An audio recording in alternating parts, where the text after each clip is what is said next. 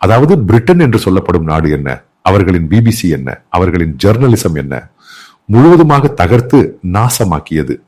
இந்த மக்கள் அனைவரும் அதனுள் நுழைந்து விட்டனர்.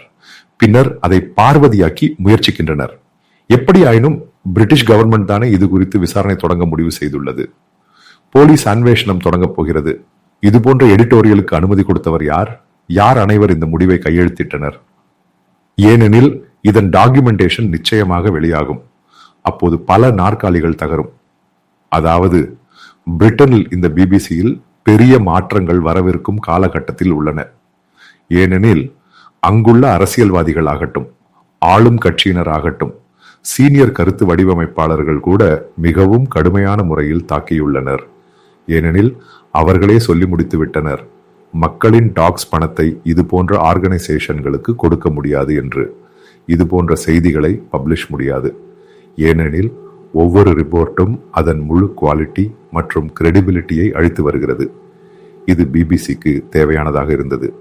ஏனெனில் கடந்த சில ஆண்டுகளாக இதனுள் தவறான செய்திகள், தவறான புரோபகாண்டா, தவறான முறைகளில் மக்களை தவறாக திசை திருப்ப முயற்சிக்கப்படுகிறது. அதாவது தீவிரவாதத்தை ஆதரிக்கும் வழிகளுக்கு இட்டுச் செல்லும் முறை. இவற்றுக்கு ஒரு மாற்றம் தேவை. இதன் தொடக்கம் பிபிசியில் இருந்தால் உலகம் முழுவதும் ஒரு பெரிய மாற்றம் ஏற்படும். ஏனெனில் இதனுள் நுழைந்துள்ளவர்களை வெளியேற்றினால் மட்டுமே இதற்கு தீர்வு கிடைக்கும்.